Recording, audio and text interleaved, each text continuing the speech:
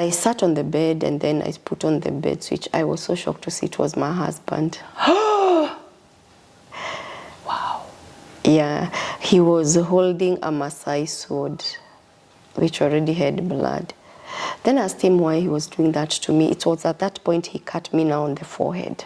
Oh, no. And he told me, today we are dying all of us in this house. I want to kill you, kill the children, and then kill myself. Thinking that it was a joke or something that maybe we would have negotiated about. I get to know where the problem was. Yes. At this time now, he had cut me. He cut me for 21 good times on the head, on the face. Actually, if you look at this ear, it was fixed in the hospital because it was into 2 pieces because he was cutting me anyhowly. At this point, I decided to hide under the bed and I played I was dead. Get ready for the Truth Talk, where we tackle life's most pressing issues. Join us as we explore universal challenges and seek solutions that transcend borders. Hello, Lisa Mwangi, your girl again on the Truth Talk. And this time we have an exciting episode. We're here to learn. If you're there, just take your notes and we're ready to learn. So before I move forward, I just want to introduce our guest because I know some people, somebody once asked me, Lisa, please, we want to know who that person is. So let me go direct. So tell us who you are. Let our viewers get to know who you are, what you do. Yeah, everything about you, a little history about you too. It's also good. Thank you so much, Lisa. Yeah. I'm so excited to be here and to be on your show. My name is Diana Kamande. I am a born-again Christian. Amen. I'm a mother, and I also run an organization that is called Come Together Widows and Orphans Organization. Wow. Back in Kenya. Yeah. Just because that's where I think God has stationed me to work. But God has opened doors for me to interact with people here and there, even in different countries. Yeah. Come Together Widows and Orphans. Yes. So how did it birth? Why widows and orphans? Yeah, my organization was birthed out of pain. Wow. I call it pain that brings purpose. Wow. It helps you to identify your purpose in life.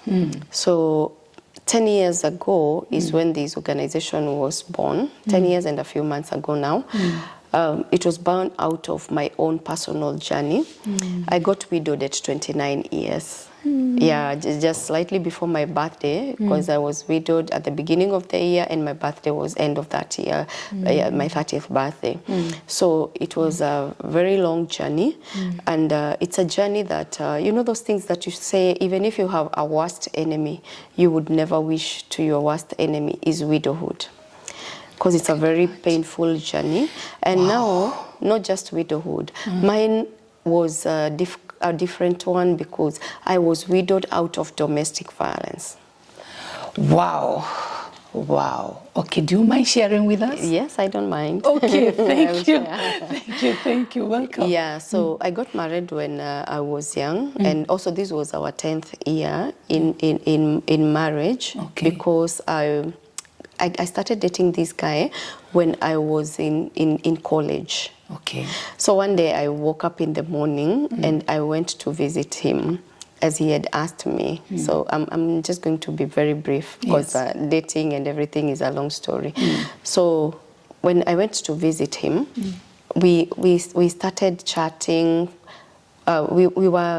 We were dating when I was going to college because he was a matatu driver by that time. Okay. So I would meet him on the way. He would give me some lifts, buy me lunch. It was a very long story about dating. Yes. Then one morning he just tells me to go and visit him. Okay. I tell him I'll do it on Saturday. And that's how I got married. You know, I went visiting. I went visiting one day and I got stuck there for about 10 years. So it was not a journey. It was not the way you plan that I'm going to get married. Okay. I just found myself married. Yes. Yeah. Wow. So we stayed there together, and within a few months I was pregnant. And this is how my firstborn daughter came about. Okay. Yeah. Then we continued in this relationship. Now, you know, I am already a mother. Yes. There is no way you're stepping out. No. So our marriage journey was not bad. I think we were just meant to be together because this person that you stay together, especially now you're 5 years in marriage, 7 years, 10 years, where do you go? You just continue staying with this person. Yes. So we continued staying, and I think when my firstborn daughter was about 4 years, before she was 4 years, I was pregnant again. But this time, now I didn't know because I wanted to go back to school. We had a discussion that I needed to go back to school. Okay. So when I was just about to go to school, back to school, we had that conversation, but he told me I could not have gone back to school again. The reason was he had gone to see his doctor, and the doctor had told him this use of family planning can affect me.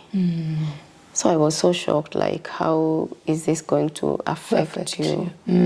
Affect me? Yes. And why did you go to the doctor on my behalf? I think that's something we were supposed to discuss. Yes. But nevertheless, when he told me, out of trust, I just decided, okay, I think I can do it. Okay. Yeah, so I decided to stop because you had planned, our plan was to have 3 or 4 babies. Yes. And then now here, the doctor has said the use of family plannings can affect me. Yes. So this is how I immediately stopped family planning, and I found myself pregnant again. Yeah, I understand. So my dream of continuing with school was shut down there. Wow. And I was like, I think I needed to see how to go back to school in future, but this time I am a mother of 2 children. I have to take care of my children. Yes.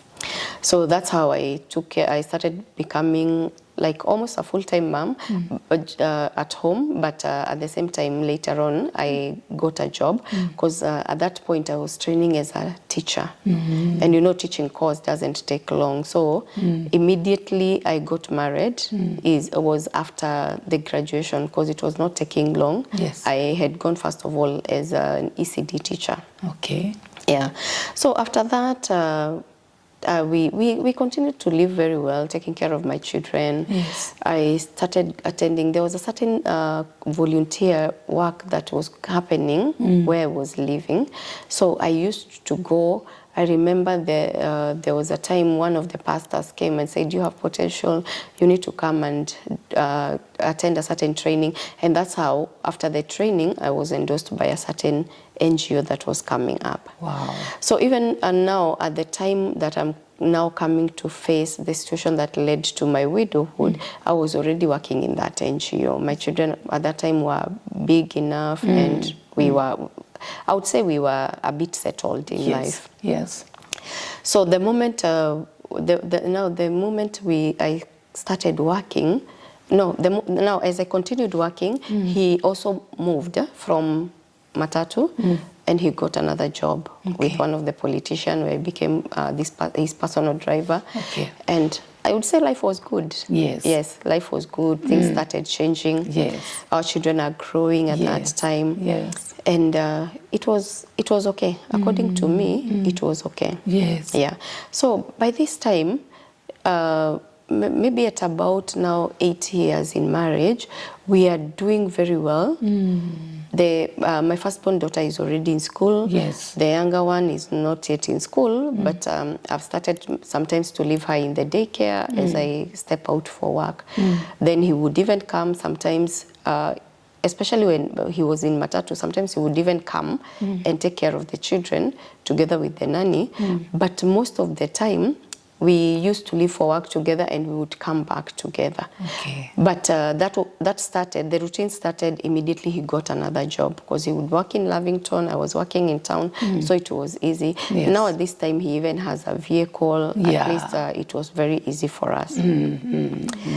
But the most unfortunate thing was, I think my marriage had some red flags which I never saw. Okay. Yeah, some of the things that I came to realize later, even after his death. I came to realize that one of the things is that my husband, despite being so loving, he had another family that I never knew about it. Oh, no. Yeah, actually that one I came to realize when he was already dead. No. Yes. You never noticed nothing? No, I never noticed because we lived for 10 years with him. Yes. And he had lived with this lady. They had even a baby boy.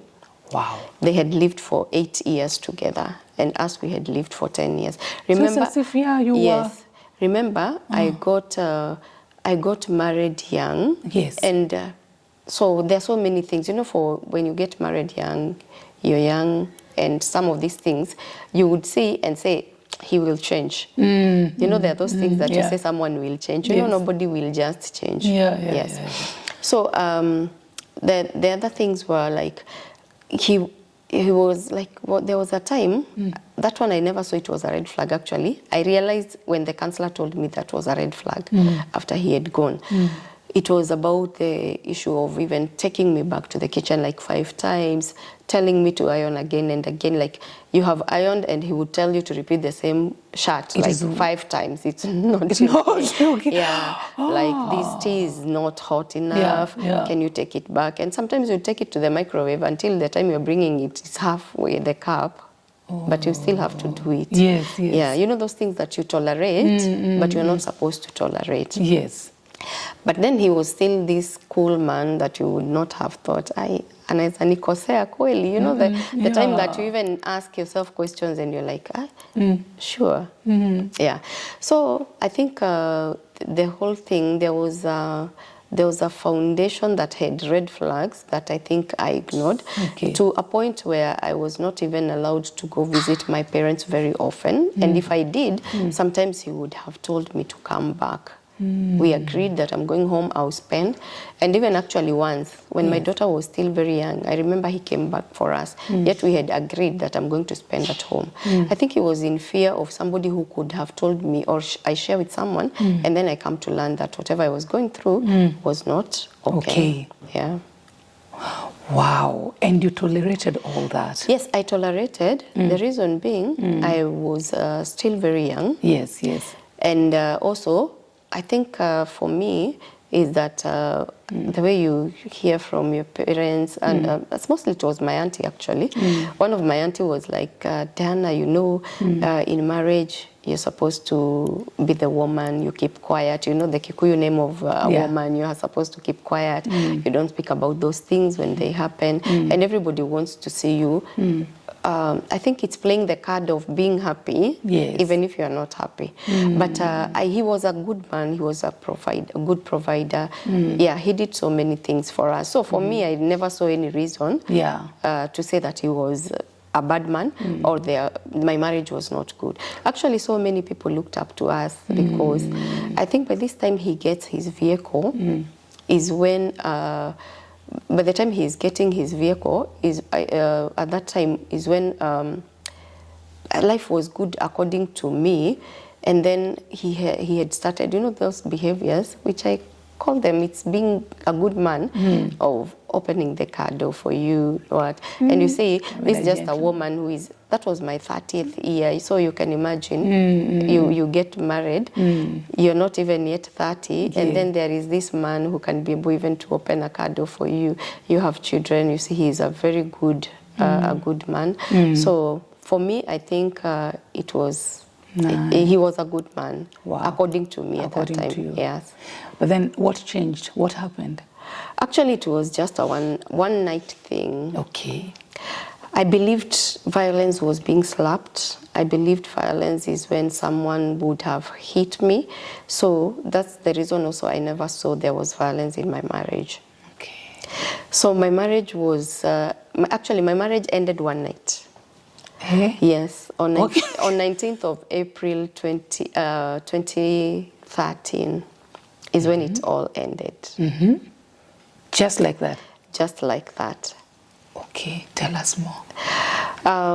We were, what happened, we went for work together that morning. It was on a Friday. Yes. And the next day, our children were flower girls in a certain wedding. Yes. So, you know, they're still young, they're excited about it. So I told them, I'm coming home early.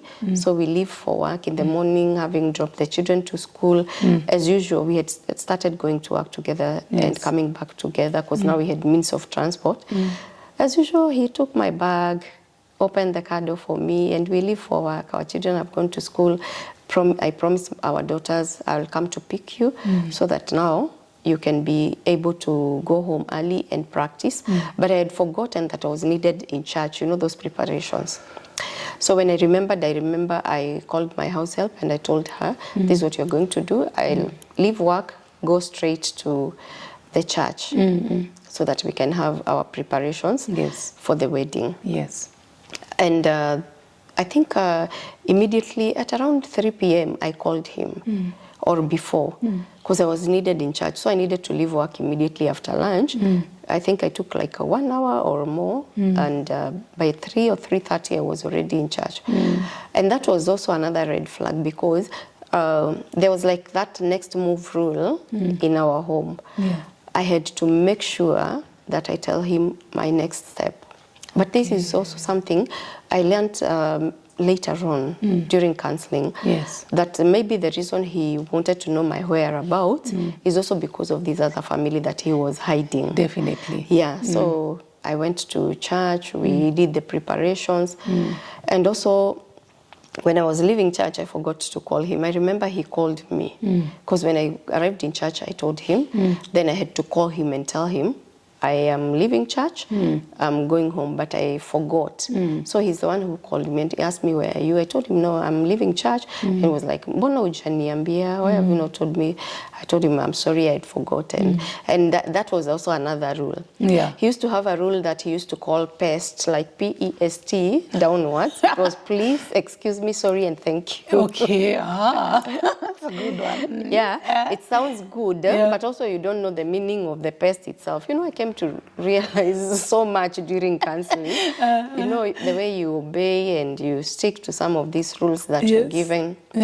Yes. So I was told, you know, you have to say sorry. So you have to apologize. You did not tell me, so it's sorry I didn't, which is a good thing, but also it depends with the motive of the other person. How is he interpreting it? So I apologized, and then I was told, please go cook for me. What are you cooking? I said, I'm cooking rice and beans, is what the girls had asked for. When they were young, they really loved beans and rice. And he told me, no, I'm not going to eat rice and beans. I'm going to do ugali and nyama fry. Wow. So I went prepared. My house help is here. She's doing her thing, ironing. The girls are there, very happy, excited tomorrow. They are flower girls. Yeah. So he came very unhappy. Instead of knocking the door, he banged the door like, you know those days when police would come like they're looking for someone. So I was like, who is this person who is knocking like this? From inside, I could see, because there was a mirror on top of the door, you could see from outside, because all of it was not covered. So I saw it was him. I went to open the gate for him, and I was like, why is it this way? Then the girls were so young that time, you know, they're coming running, they want to hug their father. And he tells them in Swahili, kwendeni huko kwa mama yenyu, like go back to your mother. And you know, children are just children. And the way we are taught now in these seminars, I rush to the kitchen. The way to a man's heart is through his stomach.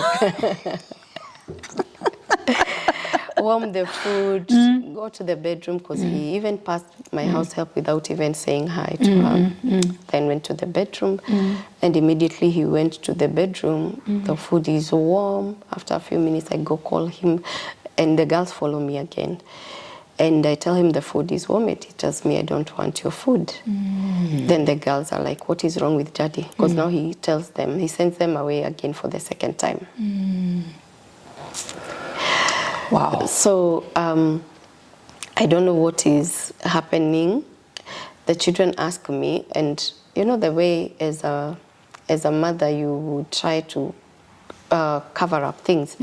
I told them, Daddy had a bad day at work. It seems he had a bad day at work. So I go start helping my house girl to iron the clothes. I mean to fold the clothes. She was not ironing. Then she's still ironing. So the clothes were on one of the couches. So I faced the wall as I'm folding the clothes, but my house girl saw him come from the bedroom. So it's my house girl who says, by the way, Baba Praise has picked all the keys. I'm like, this is his house. You know the way, why is she worried? But my house girl told me the second time. I was like, what is wrong? This is house. Is his house. He can do whatever he wants. And then he just leaves. And he locks the gate. And we are left inside. But he locks the gate? Yes, he locks the gate and then he steps out. Then I'm like, why is my house girl, you know, the way now I'm here folding the clothes, I'm like, why is this girl asking me questions and telling me what my husband is doing? But we never discussed actually anymore. After he left, we never discussed. Folded the clothes, we served dinner. The girls were excited about the next day. They went to bed. Immediately we prayed, they went to bed. Then my house girl keeps me company for some time. And later on, she decides to go to sleep. So I wait for him for a few more minutes or so. This is after I have done a call. First time, second time, third time, they were all unanswered. I sent him a text message. This particular evening when I decided to go to bed, I remember I slept like a very young child. I never had him come back because he could have accessed now the living room door from outside because I just closed. But the kind of that door was a door you could have opened from outside. So he came in, he opened the door and he came to the bedroom. I had not also locked the bedroom door. But I didn't know it was him. By the time I realized somebody is in the room is because I felt so much pain on my face. If you see, I still have some scars. Yeah, I have some scars that are clearing. So I felt so much pain and my mind told me this is a thief. So I was like, hey, thieves have broken into my house when my husband is not in. Then immediately, I think I was cut the first time, cut the second time. Then I decided I need to switch on the light and see these thieves because we can negotiate. I'll tell them maybe they can carry the electronics or they can carry the money that we have in the house so that they don't continue harming me. I sat on the bed and then I put on the bed switch. I was so shocked to see it was my husband. Yeah, he was holding a Maasai sword, which already had blood. Then I asked him why he was doing that to me. It was at that point he cut me now on the forehead. And he told me, today we are dying all of us in this house. I want to kill you, kill the children, and then kill myself. Thinking that it was a joke or something that maybe we would have negotiated about. I get to know where the problem was. At this time now he had cut me. He cut me for 21 good times on the head, on the face. Actually, if you look at this ear, it was fixed in the hospital because it was into 2 pieces because he was cutting me anyhowly. At this point, I decided to hide under the bed and I played I was dead. Then he calls, his first phone call was to my dad. No, to my mother-in-law, now the mother. Wait, Dan. Wow, wait. Is he saying why he's doing this? No, he's just saying we are dying all of us in this house. Yeah. I remember this somebody you left for work together. This is somebody you met when... Yeah, because we met when I was 18. This is my 30th year when you're expecting that, I think, you'll have a very good life now. You know, the way people say that marriage has several stages, like you have overcome all these stages. Now you expect that now things are going to have stabilized. He was not violent. Actually, that was the first time he ever attacked me. I keep saying that now he's dead. You cannot say that he was violent. He wasn't. No. Yeah, but he has also underlying issues that I came to learn from the counselor. He was having mental challenge that nobody knew. Yeah.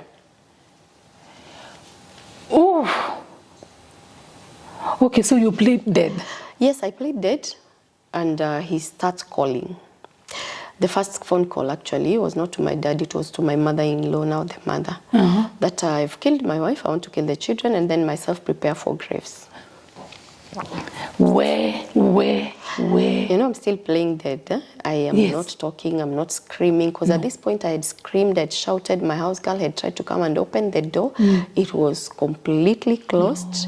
You know, he left with all the keys. Yes. Actually, the only thing that helped my house girl was my handbag. You know, I was told to come prepare ugali, I'm preparing rice. Yes. So immediately I came from church for preparations for the wedding. I put my bag under the dining table, knowing that when I'm getting to the room, I'll go with it. So I forgot my bag there, and I had a spare key. That's how my house girl actually managed to open the door. Then we had lived with this girl for about 7 years or so. So she had contacts with everyone in our family. So she's the one calling everyone. Now I'll tell you about the kids. Now after he calls my mother-in-law, he calls my dad. My dad was assigned to prepare for coffins. The story was the same. I've killed my wife, I'm killing my children, and then I kill myself. The final phone call was to his employer. Where? Now the employer was told, can you please get another driver because I've killed my wife. And you know, he was very comfortable that I was dead. Yes, because now you are quiet. Yeah, you know, when somebody is on a death mission or you're killing, you like, this mission is fast accomplished, I'm going to my next. So immediately he opened the bedroom door. And because I was dead, he had no business with the dead. So he goes to the kitchen and takes a knife. The next shout I hear is my daughter asking for help. Please, Daddy, don't kill us. Now, as a mother, I decided I would rather die than my children. So I leave my hiding place, and then I go and I find him with a knife ready to stab my daughter. So the next thing that I do, and I mean the next thing that he does is he points me with the knife. Yani wewe bado haujakufa, so you're not dead. And he shakes, and then the knife falls down. At this time, my house girl had called my sister, my brother-in-law, now my sister and the husband, the neighbors. But the neighbors were like, these people, even in the morning we saw them. He opens the car door for this woman. He carries her handbag. You go to the shop, you go to the butcher. He's the one who is carrying everything. So nobody had thought, but I keep telling people you cannot assume. Nobody had thought, because one of the neighbors was telling me, "Mi sikujua ni kitu serious." I never thought it was serious. So how will you know something is serious if you don't go to help? But also at the same time, people fear to go and help, and then they are attacked. We have had such cases. So I was not like, I had grudges with my neighbors that they didn't come to rescue me. But now my house help had managed to reach out to my sister. I remember my sister had just delivered her baby. Imagine her using a motorbike 2 weeks, barely 2 weeks after a CS section. I keep saying it was a lot of love together with her husband. Let's just take a break, because this story really needs us to digest. Oh my God, we are coming back after the break. Get ready for the Truth Talk, where we tackle life's most pressing issues. Join us as we explore universal challenges and seek solutions that transcend borders. Welcome back again. Let's continue with this. Oh my God, it's sorrowful, it's hurting, it's very sad. But at the same time, I'm excited because you're sharing this, and I know that your life story will, it's actually impacting life out there. And my goodness, let me not even talk more. Please continue. So my house help managed to reach out to my sister and my brother-in-law. So my sister and her husband, they didn't buy any time. They decided to come immediately. She had just delivered. So imagine someone sacrificing her life 2 weeks after her C-section. It was a lot of love. When they came in, they never wanted to negotiate, because they arrived at this time. Now I've gone to my children's room. So there were no negotiations, nothing. And my brother-in-law took my firstborn daughter and carried her, and my sister carried my younger baby. And you know, the children were so traumatized, crying, screaming. And my brother-in-law told me he didn't know the magnitude of the cuts and how I had lost blood. Yes. So he was like, now he's carrying my daughter, my sister is also carrying the other one. He was like, Diana, please follow us so that we step out of the house and then we can see if one of the neighbors can help you. Yeah, but what, let me take you back. Yeah. What happened? Now when they came, how was your husband? How was he calm? No, he didn't want to talk to anyone. They also didn't want to negotiate. You know, they have seen me with a lot of blood. Yes. And I remember when my children saw them, you know, it was time to be rescued. Yes. So they really clung on them and nobody was willing also to have any negotiations. You know, when someone is very angry and you don't know how to handle the situation, I think rescue comes first. Yes, yes. So at this point, I was not able to follow them to the end because by the time they're stepping out, now he has gotten hold of me. And they're also fearing, you know, there's somebody who had a sword and also a knife. Yes. So they are also fearing. And this sword was left in the bedroom. Now, for my children, he had a knife. So my sister and my brother-in-law have stepped out. At this point, he has gotten hold of me. I even don't have enough strength to scream. I've really overbled. Yes. And he really managed to pull me again back. Now, between the bedroom to the toilet room, there was a corridor. That's where he had left the sword. Just as you are entering our bedroom, yes. I saw the sword there. He picked the sword and now wanted to cut me on my neck. It's that point I decided to block. This hand of mine is fitted with 7 metal plates. Because actually, you see this, he cut me. When I was being taken to the hospital, this part of my arm was like hanging. Because I'm fitted with a metal plate that cannot be removed here. Yes, yes. Yeah, so my brother-in-law immediately realized I'm not seeing Diana behind us and left the babies now with my sister, I think with the house girl, from what they told me later, because I was not there. Came back now to the house. And managed to ask one of our neighbors to come with him. Yes. Immediately my brother-in-law arrived, he cut my brother on his hand. And he pierced my right side breast. What? So it's my neighbor actually who managed now to rescue me because my brother-in-law runs away for his life. Yeah. So our neighbor, he carried me and he told me, whatever you're trying to do to Mama Praise, we are going to do it on you. I'm going to lobby the neighbors and we shall do it on you. Kindly leave Mama Praise. So he carries me and gets me out of that house. By the door, now by the living room door when we are leaving, he points me using the sword and he tells me, you go die in the hospital, I'll die here. And true to his words, when I was taken for first aid, at that time the neighbors had managed to call police, but I was not taken back now to the house because I was critical. And I was rushed now to the hospital, to a main hospital, because I got first aid, and then I was rushed to Grunanak Hospital. I think between us getting to Grunanak Hospital, he had already killed himself. But I got the news the next day. Because I was rushed to the theater, about 7.5 hours under the knife because of the head injuries. Yes. I had to be taken in for surgery. And around 1 or 2 p.m. now the next day, because I think this was about midnight. So the next day I had been taken back to my room, my hospital room, and I was okay. I could even handle the phone at that time. But I think it's after that phone call when the doctor now decided to take away the phone from me, because I remember one of his former workmates called me, who was one of our family friends, and told me, I'm so sorry about what happened to you. We've heard the story, but don't mind, he killed himself. So that's how the news broke to me. And I think you get to that point when you've gone through something. My major concern was me and my children. I don't think I was being selfish, but I think my self-care had turned to me and my children, especially after having seen how hostile he was. This is somebody who we knew each other when I was 18. We didn't even get to date for long. By the time you're 20 years, you're already in this person's life, very young.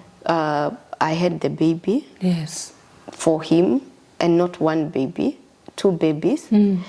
I think that was enough commitment for me, coming to visit and ending up in a marriage, starting a family when I was so young, and I just decided, I think it was not good time for me now to continue thinking about this person who wanted to take away my life, the life of my children, not caring about his own mother, because you can imagine how he broke the news to his own mother of what he was doing. So I was like, if he couldn't care about his own mother, what about me and my children? Yes. And I think I just decided, let me concentrate on my healing, as the doctors kept on telling me. Okay. The worst moments in my life when I was in hospital is my children were young. Yeah. You know, when the children are less than 10 years, they are not allowed to come visit you in the hospital. So my daughters were not allowed to come see me in the hospital. We would just speak on phone. My sister was not living so far from me. Okay. You know, the Kenyan society and generally the African society, I was blamed I killed him. Yeah, she knows how the husband died. Actually, one of his relatives said, a man cannot die like a chicken. Oh my God. Yes. So I am the one who killed the husband according to the family. Yeah. Though not everyone in the family, but some people accused me. It was the toughest time. At this time, my children have heard the stories. My young daughter did not even understand what was death. I remember even after my discharge from hospital, she would play with other children when they're still role-playing. She hears the stories and she rushes to the house and comes and tells me, Mom, uliua daddy? Oh, because she has had, so, and she comes. And then as she continued learning, I remember she came at some point when they are just playing with other children and she's like, Mom, kwani hao watoto baba yao hawezi jiua? Oh my God, yes, and then you hear it, you're in the house. Yeah. And then nimwambia baba zenyu wajiue kama dadi yangu. So for her, or rather to her, death was something to make fun about. Yes. So you can imagine how innocent she was. My firstborn daughter, at least at times, she could understand. But the only thing that she had was just tears. But I thank God we were able to take the children through counseling with the help of our church.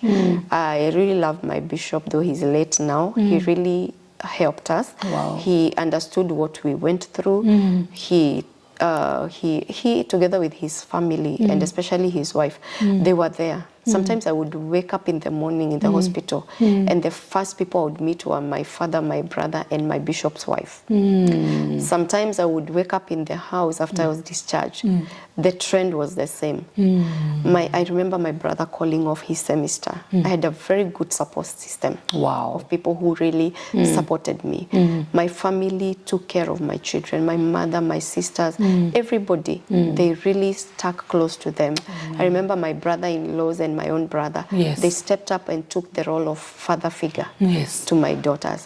So it was painful, but at the same time, I had these people who really embraced me and embraced my children. Wow.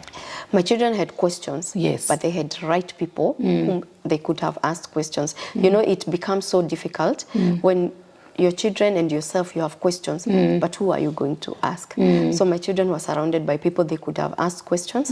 Even if these people did not have the right answers, they had the right consoling words for them. Exactly. And also the same was with me. Wow. So I go through 3 surgeries, head surgery, hand surgery, breast surgery. I overcame.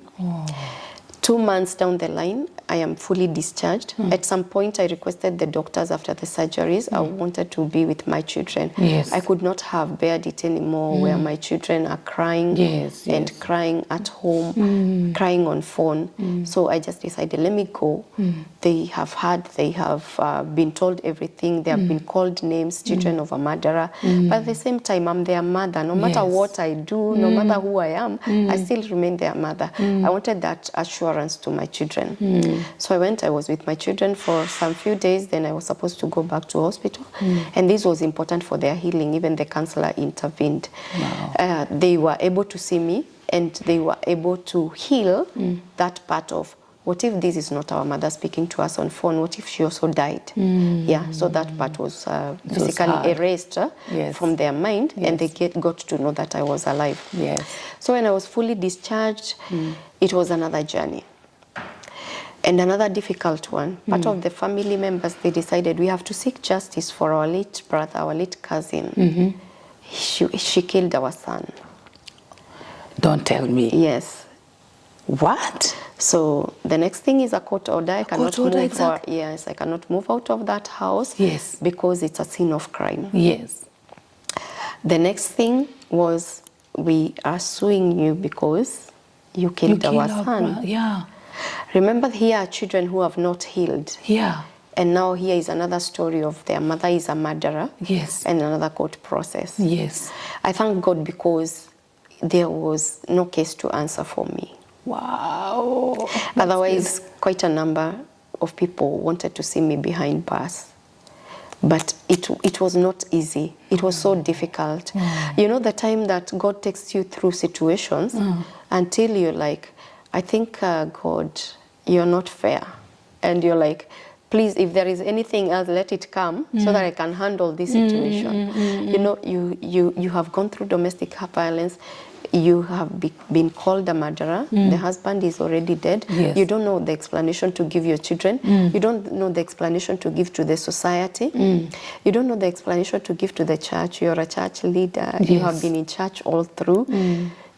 Everybody, the family is on your neck. Yes. I was just a standalone woman and left with God and my children. Wow. And to add salt into injury, I also got terminated at my place of work. Oh my God, they also believe the story. So it was, you know, tragedies. I think tragedies or calamities, when they're coming, they come, They flow I think like they a flow river. like a river. Yeah. Like this. Yes. But my God, Yes. but at this time now you are strong enough. Yes, I'm strong enough, but true. at the same time, these things are happening one Yeah. after the other, one after the other. Remember, this is the time I need my job so much. Yes. I had physiotherapies because, you know, when you're fitted with metal plates, my hand was not totally functioning. So I had to go for physiotherapies. Yes. Every session costed, I think, about 3,000 and something. You're now here as a widowed woman Yes. who needs to take care of her children. And as a mother, the children need education. Yes. They don't need excuses. And this is their foundation stage. Yes. You have to shape their future at that point. Wow. There is nothing that was as difficult sometimes as seeing my children go without food. That was the worst time of my life. Wow. Yeah. It really pricked my heart that I was a woman who was able to provide at some point, but I could not give food to my children. Oh. Yeah. It was so painful on me. I hate. And I remember one time that made me shed tears, finding my daughter eating from the trash bin. Oh no. Yeah. You know those plastic bags, the black ones? Yes, yes. Yeah. I found my daughter pretending she was role playing and she ate from that bin. It was so tough. Yeah.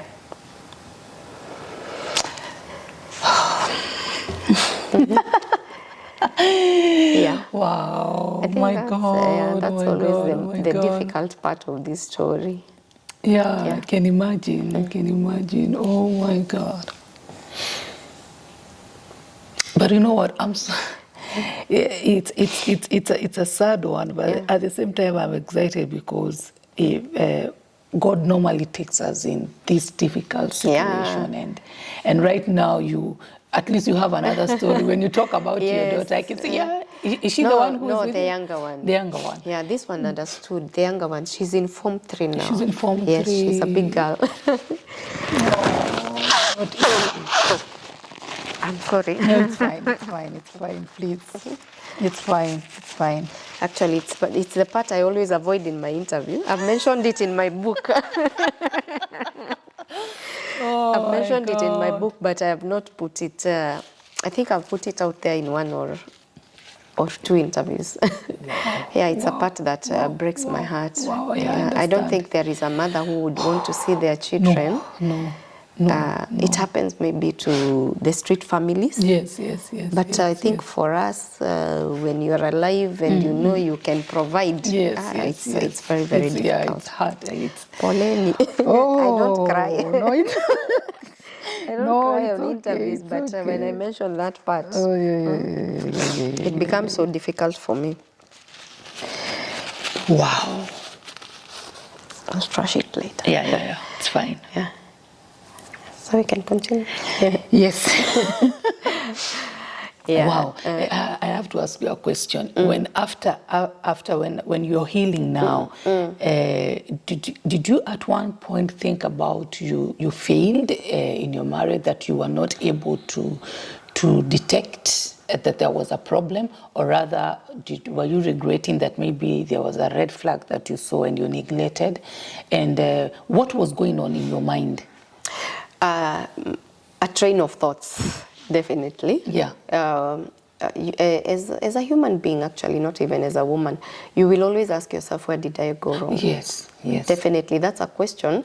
Even if you don't have an answer for it, you will ask yourself, where did I go wrong? Yes. I also had questions like, because now my children are growing up, they will find all these things. Internet doesn't forget. Whatever words I was called, the family decided to insult me in whatever way they wanted. When my children find out these things, will they be able to understand that I never did it? You know, those things that you kept asking. Then I was like, I thought I was a good woman, even to my neighbors, to my society around me. What made even my society judge me harshly? But I think with time I've come to realize the society will always judge women so harshly. If something happens to a woman, or if it is attached to a woman, the way you're judged as a woman becomes too harsh. So it took me a lot of time and a lot of questions. I think I was so inquisitive to my counselor than anyone else maybe she has ever handled. And to tell you that this situation was so difficult, we went for counseling for 3 good years. The way you feel, I need to go back. And I keep on telling people who are called therapists in our midst are very important people, because they carry your burden on your behalf. And these people really did it for me. Wow. Please look at the camera and tell people it's okay to seek help. Yeah, it's okay, very okay to seek help. It is not a weakness. You know, some people might interpret it as a weakness. I sought for help because even personally, I didn't understand myself. The society is saying this about me. The family is saying this about me. I'm asking myself, what will my children say? I had that consolation of no child chooses where to be born. So I'm still their mother no matter what. But at the same time, I didn't have answers to their questions. Remembering they were also very young to understand what happened. I felt I was a failure because I would have listened to my dad. This is something I did. I apologized because my dad didn't want me to get married. Even after realizing I was married, my dad wanted me to go back to school. He had a lot of hopes in me. He asked me, are you comfortable being a mother at 21? You're already a mother. When we had this conversation, my dad told me, you're already a mother right now. It's okay, it has happened. But you and your daughter are my children. You know that regret that comes and says, at 21, my dad told me, you could have come back home and I would have taken you back to school. But by the time I come to realize my father's words, I was already a mother for the second time. Imagine, you know, the time the truth comes to dawn on you. Exactly. So maybe part of my regret was if only I listened to my father. Your father. That my daughter and me were her children. And today, that's what my father says. My father keeps on telling me, I have 3 daughters, but I have 5 children who are girls and 1 son. Because my father loves my children so much and he calls my daughters his own daughters. That was my regret. But at the same time, I keep saying, I'm a mother of two. Where would my firstborn daughter have gotten a sister? You know, the love that and the joy that my young daughter brings to our family. It also makes me to appreciate the fact that I became a young mother, yes, but I have two children here. I have a daughter in campus already. Wow. I have a daughter in high school. Yes. Yeah, but it has not been a smooth journey. The other thing that made me not to be in regret so much, I think my relationship with God. Wow. Having been brought up in church, my father to date is the general treasurer of our churches, all the branches. And he is a man, actually my father got saved before my mom. So he's a man who used to even to go to Sunday school with us. Then my mother followed suit. So I've known the God of my father. I think this also gave me a lot of courage. And I and my dad, we have the daughter-father love. I remember when my father was told to prepare for graves, he took a motorbike and came immediately. And my father, because I was in a sleeveless night dress which was full of blood, my father removed his shirt and covered me. That night. I saw my dad in a vest in the middle of the night. He never even took that shirt back because it was full of blood. It was thrown away. So that is also another encouragement, another source of help that has really helped me. My mother is a very prayerful woman. I know she covers me with a lot of her prayers. And I remember we never broke the news to her because she has a condition. My mother has been battling cancer and also issue with blood pressure. So she's not that kind of a person you would have told about this news like immediately, because at that time blood pressure had really taken a toll on her. But I remember her coming to hospital, holding my hands and prayed for me, and she bitterly wept, and she covered me with the blood of Jesus and said, "You are not going to die." You know, people were so hopeless about me because of the way my head had swollen. Even the doctors were really keen because they were like, we just hope she's not having any internal bleeding. Yes. So I don't regret because of the support system I got. The only thing I keep asking myself is, I thank God I have, my second daughter is precious. I thank God I have precious. But at the same time, my father was telling me at 21 with my only daughter by that time, he would still have taken me back to school. My father is so happy about me because I took myself back to school. To date, I'm still in campus. Wow. I and my children, we compete. We compete in our house. Amen. Yeah. Sometimes we even don't have someone to cook because we're all in books. We're all in books. Oh my God. And it's been so exciting. And also seeing my daughter taking the route that I've taken. Wow. The route of, she's a gender and development student. Wow. And when I was asking her, the other day I was taking her to school and she, as I was driving for work, she was like, "Mom, you know, I want to focus on gender and development, but I want to specialize on psychology." Wow. Yes. So I asked her and she's like, every time I've listened to her, she keeps on saying, "Mom, you're my role model." Wow. I didn't want to lose that attachment, especially when people spoke negative about me to my children and even to my family. Yes. Today, I can see my children are back to me.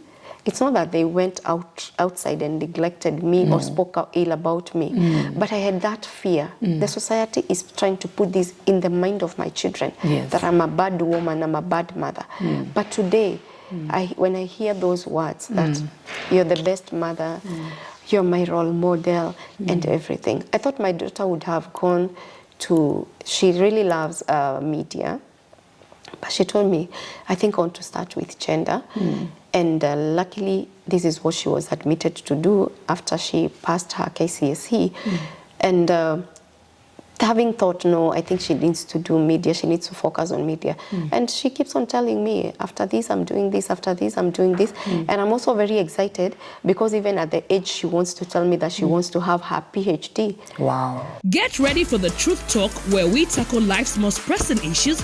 Join us as we explore universal challenges and seek solutions that transcend borders. Welcome back to Lisa Mwangi Show, and I'm telling you, hey, this one you have to sasa, chukua chai, kaa chini vizuri usikilize.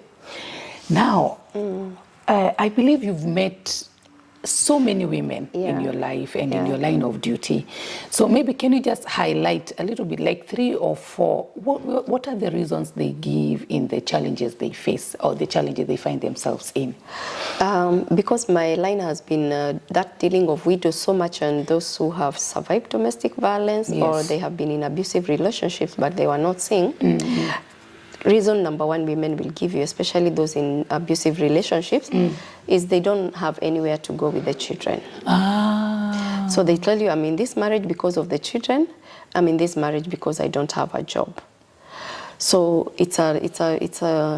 it's been a challenge because sometimes you see the situation this woman is in, they just have to leave. Yes. You look at it and you see there is no marriage here, but then they insist because of the children. So for me, I keep encouraging them.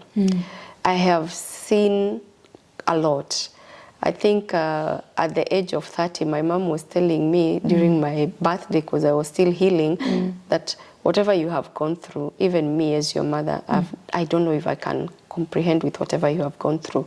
So for me, I always encourage people that it is okay to leave an abusive relationship.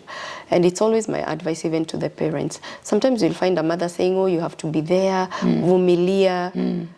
I ask the mothers, who is important, a divorced daughter, a divorced son, or a grave in your compound? Yes. I believe as a mother today, I wouldn't wish it to my daughter, but I would choose a divorced daughter over a grave in my compound.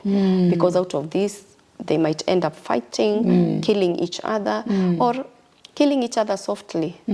Depression creeps in, and when it gets in, we end up losing one of you or even both of you. And then here we end up with orphans or even children who are brought up in this dysfunctional family. Then they might end up becoming street children or orphans. Yeah.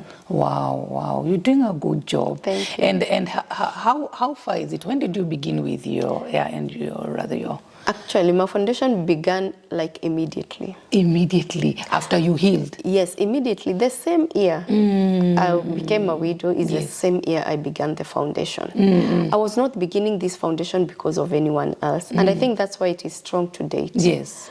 I was beginning this as a healing platform for myself. Yes. I was trying to find healing through talking to other women, getting to know their journey. Yes. And when now media in Kenya came to learn about me, is when I remember the first time I was invited to one of the mainstream media stations, my phone went off like in less than 1 hour because of the phone calls that I received. And this is where, through this platform now, because I was calling widows to come together, we were coming together to share, but first of all, finding my own healing. Yes. Through listening to them. Then I found out this platform became a platform where they could articulate their issues. Yes. Because they're not getting this space back at home. They're not being allowed by the society to pour out what they were going through. Yes. Then the widows go through a journey of loss and grief.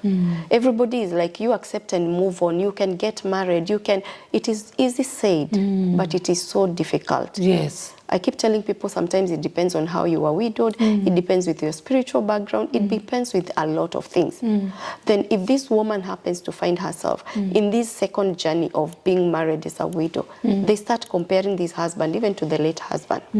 Or they start experiencing violence. Yes. Then as a society, what do you expect? You expect to, as a society, you start telling this woman, oh, you cannot keep a husband. That's your husband, why your husband died. Maybe this is what you are doing to your husband. And sometimes this woman has not even finished going through loss and grief.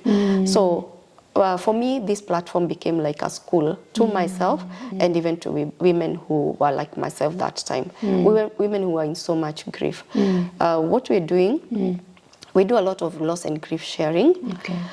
We also do a lot of advocacy. The issue surrounding widowhood, the issue surrounding gender violence is an issue where you have to speak a lot about it. Try to see what gaps are leading to women going through this. I keep on mentioning women because they are the people I deal with so much, but I also interact with men in this journey because they are widowers. Through these interactions, I came to learn we have to champion for the rights of these people. They are going through this because something somewhere is missing. There is a gender gap somewhere. Yes. And this is how I also approached our government. When I took the issue of widows to our government, it was an issue that everyone would have laughed about. It is an issue that nobody saw the seriousness in it. Yes. And I came to realize that widows were not even mentioned in our constitution. Yeah, it's true, by the way. They have been missing. They have been absent in statistics. I remember writing to the Principal Secretary Gender in 2019 when we were having the national census. Is when I requested, can we have the widows' numbers taken? But even after the numbers were taken, we still don't have the right numbers. Because women feared to say, I am a widow. Because to them, they felt they were being stigmatized. Yes. And they are used to saying they are single mothers. There is a difference between a widow and a single mother. Both of them are single, but because of different reasons. Yes. But this one whose husband is dead is a widow. So we still don't have the right numbers. The data is so critical because even when we want to go and speak about this, I've been to different even international forums where you asked in these forums, what is the data, exact data of widows in Kenya? You only speak about what is existing. But looking after 2019, we had 2020. Men died in huge numbers because of COVID. Yes. Then we say COVID-19 was also another widow-making machine. What are the right numbers? So this is our conversation. When we meet, we also don't have the data. But one thing I am so excited about our government is that they have already picked up the issue. We are not where we were when we were starting. And also the challenge was everyone was looking at me as a very young woman who would be pushing this agenda with a different hidden agenda, like maybe you want to be recognized by government, you want to end up in political seats and everything else. Some of the widows even thought maybe I was using them as a platform so that I could get into politics. But 10 years down the line, they still see me here championing for the same agenda. That's good. Yes, because for me, I found my purpose in serving widows. And even women who are in vulnerable situations like those who have gone through gender violence. Anytime a widow comes to me and goes back with a solution, I feel I feel so excited. I feel so fulfilled that today I've been able to help someone. When an orphan comes to me, and here we are very specific. We are come together widows and orphans. There is a reason we don't deal with every orphan. Because Kenya has a lot of orphans. Yeah, that's what I wanted to ask you. What about the data for orphans? Because I believe it's huge. It's very huge, especially even in the Lake region, like areas like Homa Bay, because of also those issues to do with. We have also found a challenge of widowhood that we find fish for sex. The issue of fish for sex, the whole issue about widowhood. Because I've tried to do research. It's a very wide area that has not been. So many people have not thought about it. Research has not been fully done in that area. So we deal with orphans of our widows. Okay. We are very the specific. Ones now you guys. Now our women, it was a challenge. When we lost the first widow who was very active, then here we found ourselves, hey, we have total orphans. The father was gone. The mother is gone. How do we go about it? Yes. We cannot be able to cater for everything, but we have a program that we call Shaping Futures, Shaping Destiny through Education. So we are shaping a future here of an orphan who doesn't have a mother now, doesn't have a father, but we can give education. So we purely support our orphans through education. By February this year, by February around 15, we had 131 children Wow. Yes, yeah, this is the year actually we have enrolled 18 orphans in high school. Some are total orphans. We also support some of the children of the widows who are in very, very vulnerable situations. We are not able to speak about these situations because it would be like stigmatizing. But the cases we handle are orphans, are children of widows who are bedridden of cancer. The mothers cannot go to work anymore. You find some of them even have just been given a few months to live. So we have a few of those cases. We have also a few cases of those parents who are widows in our networks who have come out and shared their status about HIV, and you find truly they cannot be able to work because of those opportunist diseases when they arise. So those are very critical cases that we deal with. So the 131 children, about 40 children are not orphans. So we have about 89 children or so who are total orphans, or I cannot remember the exact number, but I know about 40 children are not total orphans. But when you look at those critical cases, the mother has been given 7 months to live because of cancer. Yeah. Then how do you expect this woman to be educating her own child? So this is how we have come in, we have stepped in. And we also have sons of widows and widowers in these critical conditions. So we are not only taking care of children of widows in critical condition, we have widowers, we have a widower who has been very down with cancer. And, with prostate cancer, how do you expect this man to move around? And he already lost the wife. Yeah. The children also, the ones who are maybe ahead of these young ones, they are not so much blessed in life that they can be able to take care of education of their young siblings. Yes. So we step up in such cases. We don't have a funding for it. Yeah, that's what I wanted to ask. But anyway, we do it. Yeah. How do you fund it? I'm very vocal. Me, I'll put my cases even on social media and I'll get people to support. I'm happy because you mentioned the issue of men and how they handle, because most of our men, they don't speak out even when they are going through the hardest. So did you get to find out why your husband did what he did? Did you do your investigation here and there and you found out exactly what was happening to your husband? Yes, we did a lot of investigations. Yes. Especially during the counseling sessions. Yes. There were times the counselor needed even to meet the friends, the closest friends. There was a time counselor asked to meet family members, though they were not very receptive of this. There are some of his cousins who appeared. One of them actually, they were very close friends and they grew up together because she really needed to know, when did this start? Yes. How did he grow up? Yes. What kind of parents were bringing him up? She asked a lot, the nature of work. Was this family a happy family or there were issues, there was domestic violence in the family? So all this, by the end of the day, the counselor was able to put it together and give us a report. So from this report is when we realized that he was mentally sick, but he never knew that he was mentally sick. Actually, I came to learn from one of his friends that he had started even abusing alcohol, something that I didn't know. He used to be a regular traveler, so it's the friend who told me. When he came back home, he was very much okay. Yeah. Wow, yeah. wow. But there was that time I remember I sensed that he could be taking alcohol, but he really denied. Okay, Yeah. okay. So there was no time that the friends really noticed that he is having a problem, or maybe he's taking alcohol, and maybe talked with him. Yeah, one of his friends said it's something that they had shared. He even asked him to go and see a counselor. Yes. But for him, he was trying, because now the friend was not drinking. Now his friend has started to drink. Yeah. So he was like, because we have been keeping very good company, you have not been drinking, why have you started this? Is there anything that is disturbing you? And he encouraged him to go and see a counselor who was also one of, now his friend's friend was a counselor. Okay. But he said, mimi ni mwanaume.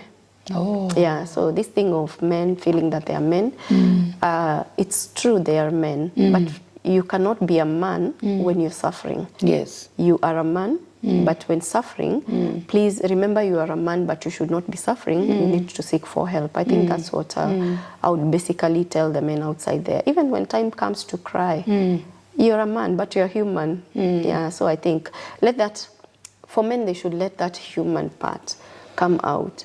Because if maybe you're burning or your finger is burning, you'll definitely have to remove it from fire. Yes. So I find this happening so much with women. Women will sense very fast and tend to draw a boundary about that issue or get help.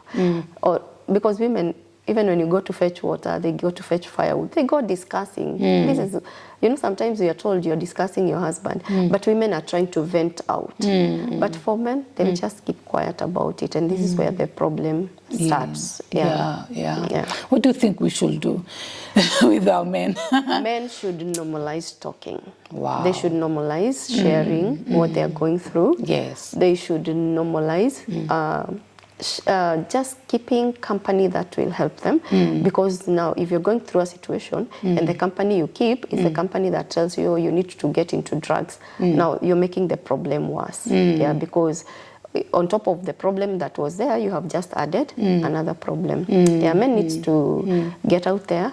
I hope the regular posts we see about men's conference on Facebook does it happen, or is it? I hope it's true. Recently, I saw Stephen Leto of Citizen took it up on himself. Actually, he's always called the chair for men's conference. Yeah.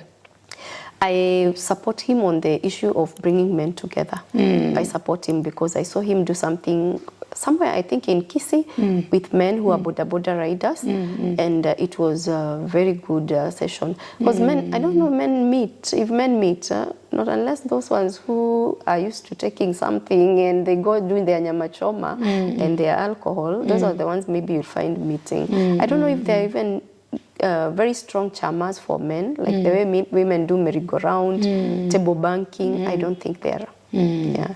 Wow. Men should normalize meeting, sharing, and once they share, they should be sure that it might leak outside there, because that's what men fear. But for us women, we are used to talking. It leaks outside there. You still tell someone tomorrow, and by doing that, you are healing. Yeah. Oh, wow. Thank you. And we are, as Truth Talk, we are so sorry for what happened to you. Thank you. At the same time, we thank God for where God has brought you from and for where God is taking you. So may you keep on doing the good work, keep on doing what you're doing, and we are behind you. Thank you. Your story is ahead of. I know, I'm just trying, you're talking about other stuff, but my mind is so, I'm trying to swallow everything, but my God, it's just taking me back there. With what you went through, was that the actual purpose why you started the foundation, or what is the main importance of empowering widows and orphans to a better life, especially economically and socially? So what is your take about that? The reason I started this foundation, this organization, is because I never wanted any other woman to go through what I went through. Nice. My story is so long. Everything I went through, I think it's not something we can be able to just speak in an interview. Maybe I would take a whole day or 2 days for I see that. Yeah. Leaving the hospital, coming back to an empty house, I was like, do widows really have rights? And if a woman like myself, who had seen a door of a classroom, has gone through this, what about women who might be back in the villages and unfortunately maybe they never went to school?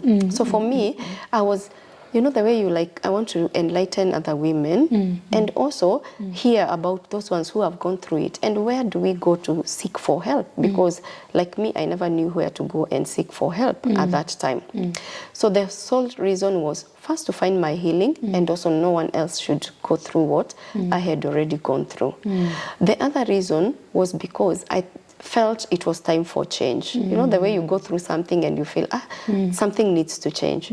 I knew something needed to change. I didn't know how until I created the organization, is when I knew how change would have come. At some point I was like, maybe in 3-5 years, things will have started changing. But let me tell you, it was until the 6th year when people started trusting the organization and wanted to be associated. I had so many widows, no partner. Nobody is thinking about you. But as the stories continue to be highlighted, is when I even came to realize some of our leaders, their parents were already widows. Yes. And they were accepting the fact that they were raised by widows. Yes. Our current Cabinet Secretary for Public Service, Honorable Moses Kuria, is Champion 001 for widows. Wow. He Nice. speaks it publicly, having been raised by a good woman who is widowed and really helped him to be where he is. Yes. He credits his mother to be where he is. Other many leaders in our government, previous and even the current one, Yes. they started appreciating the work we were doing. And you know, when you get endorsed by the government that you're doing a good job, they start speaking their own stories, accepting they were brought up by this kind of women. Some even were brought up by widowers. We started receiving a lot of support from different quarters, like even companies, when we approach them, they would come on board. Organizations would come on board. Government itself, it started bringing its political goodwill to our organization. So I found my purpose and decided to serve. Actually, you know, when I was terminated at my place of work, I was told until further notice. How many years down the line to date, I've not heard from them. The further notice has not yet come. Yes. But I found my purpose. I don't blame them. You know, sometimes God will cause things to happen for you to be pushed to the next level. Exactly. Yes, so I am not employed, but I do other things. I run my different company where I look for tenders. I supply quite a number of things, and most of the things that I supply a lot of tissues and serviettes to hotels, to different companies, schools, offices. Yeah, so basically my line is the line of supplies. That's what I do to earn a living for myself and my children, because besides the organization, they're my children. Wow. And you know, when you're not working and you're running an organization, if you don't have a salary there, definitely you will use what you have given for the needy people. Yeah. So for me to be able to separate the two, I do my supplies business on the side. Okay. And also because of this work of championing for rights, the government also put me to sit in one of the board. So I'm a board director at the anti-FGM board. Wow. Because female genital mutilation is one of gender violence that happens to women and girls. So I sit in that capacity of the board. So I also felt like, okay, government has also appreciated me to be one of the board directors there. Wow. So I do that part-time. Okay. You know, for board is quarterly meetings. Yes. It's not something you do full-time. Yeah. But for full-time, I think I can say I do 80% come together widows and 20% my supplies job. Okay, nice. Wow. Encouraged. Wow. This is nice. And look at that camera and talk to somebody right now, a woman who is struggling right now with even making decisions. Yeah. And I guess even after your journey of healing, you go to know things you didn't know. Sure. You go to understand better what really happened and maybe why it happened. Yeah. You talked about another family. By the way, did you get to meet this other family? Yes, actually, it's the lady who came to see me after I was discharged from hospital. Yeah, because she came to tell me, as usual, you know, when there is another family, death has occurred, they also want to be recognized, if there was any inheritance. Yeah, that's how we got to meet. Okay. But unfortunately, she found the family had taken everything. I was also struggling.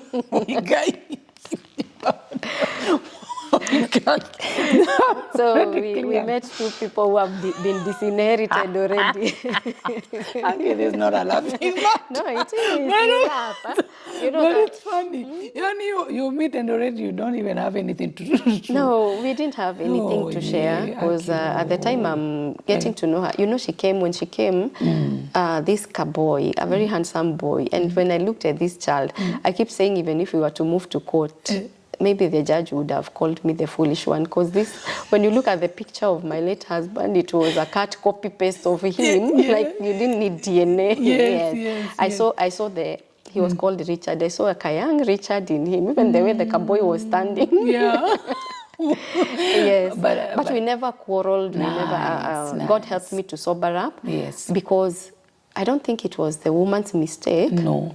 Even if she knew I was existing, I think the person who approached the woman is the one who was wrong.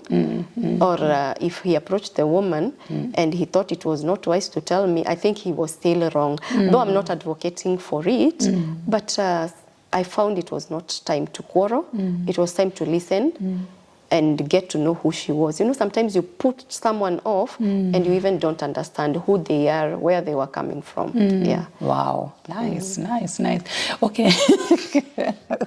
Okay. Tell that woman who is stuck somewhere in making decision, and and what you have learned and what you think they should know before we end the show. Yeah. I would love to tell my fellow women outside there, don't beat yourself too much, especially when you find maybe you never made the right decisions. The only thing that I've come to learn in life that is so bad is sticking to where maybe you fell down or to the decision that you made that was wrong. Yes. It is time to pick up your broken pieces. They can be mended. If you're willing to mend your broken pieces, definitely you will be able to mend them. It is not a one-day job. Yes. You'll be able to mend your broken pieces with time. If you find yourself in another mistake, don't beat yourself too hard. Seek guidance, because sometimes we go wrong because we don't seek for guidance. But above it all, I always say, trust in God and do not lean on your own understanding, because most of the time we go wrong when we make decisions without involving God. Yes. But even if you get yourself there, please don't make a foolish decision that maybe you want to end your life, you want to end the life of your children. There is always a second chance in life because our God is so merciful. And to the men who are outside there, it is okay to speak, because this is what I've found out with men. Most men don't speak, and that's why they end up finding themselves into stress. It escalates to depression. Then this depression leads them to mental illness, and then by the time they are speaking or by the time they are going to their graves, nobody knew what was affecting them. So it is always important to speak. Do not be ashamed of your story. Do not be ashamed of your pain. Wow. Do you think if you knew the problem your husband had, would you have helped him? If he was not violent at that time and I knew, I would have helped him. Okay. If he was violent, or I realized if he didn't kill himself, I always say I would have not given him a second chance. I love being very honest, like going back to marriage with him, but I would have assisted him to get help. Then now I declare, after getting help, now I would have told him, now that you have been helped, I don't think we can live together. You know, when someone tries to kill you, I don't think trust is already gone. Yeah. Wow. Are you fully healed, or are you haunted sometimes? Because I think it's a big trauma. No, me, I healed. You healed kitambo. And I forgot about it. You forgot completely. Yeah, actually, the very painful part of my story is when I remember my daughter ate from a trash can. That is the only part that really, sometimes I find myself, was it the situation or was I a failure? I think that's what I try to fight with in my story. But anything else, and especially I think after finding my purpose, I am just okay. I'm just okay. Nice. And how is your relationship with your husband's family? The relationship died. Died completely? Yeah, it died. It was a conflict death, then it became a natural death. But I have two of his very good cousins who still check on me, who still appreciate us, and they want even to meet their children. Anytime they have asked they want to meet their children, I do it in my office. Yeah, because they were very supportive. Even when the court process was ongoing, everything, they were very supportive. Actually, even at some point, they were like an outcast from the family. You know, these people who have been in the village, then they come to Nairobi, they start a different life. Sometimes you find because of the people interact with, they change their mindset. So these are kind of people that the cousins are. Yeah, even like when the children close school, they're like, when are they coming? Can we come see them? So I disconnected from bringing people home, but in the office, you know, that's a neutral place. And then they have goodwill. So they'll come, I order for lunch, we eat all of us together. They have some good time. Then if they were bringing some gifts for the children, well and good. If they are not, we say bye, it was good to bond. We call it a day. But at least you forgave them. No, forgiveness was my first step towards my healing. Even for my children, I spoke to them when they started learning. And that's why even when I share, my children will not be crying about it, because I told them it was important to forgive. But we forgive, and we also drew some boundaries. Nice. I'm happy you talked about men, because somehow we forget about our men when you're talking a lot about our women. But what is your take about polygamy? Personally, I don't advocate for polygamy as a person. I know so many people are advocating for it outside there. They say our law in Kenya has legalized polygamy, but being a Christian, I follow the equation of God. One man, one woman, 1 + 1 1. Wow. It's difficult when you don't get to know that your spouse is unfaithful, because when I asked you, or rather you said you never had a clue, like you had another family. So I'm wondering, how can we help our women? Because it's not either good for our women to like be, checking being on their husband's phone and checking, following up, their whereabouts and everything. So what do you have to tell women? Because we, in a way, we have to find out these things, but not in that. We have to find out what is going on. It's a very difficult question, but I would answer it as Diana. Yes. I don't think it's easy to put up with a polygamous man. For me. Yes. Because of my own reasons. My own mother is brought up in a polygamous family. My grandfather was a polygamist. Okay. I think from what I've seen growing up, going to visit our grandmothers, at some point how the family is disintegrated after the death of my grandfather, what I saw, and even from the stories we share with my mother, you know how you grow up in a polygamous family, there are those stories of how this family and this family had conflicts. I think after hearing that, and also after sharing with so many women who have told me about that, as Diana, I don't think I would advocate for polygamy, because you find even some of these women who are in polygamous marriage, and you'll end up seeing them doing videos together, going to events together, taking very nice photos. By the end of the day, it ends up somewhere. And you find one woman was genuine, maybe the other one was not genuine.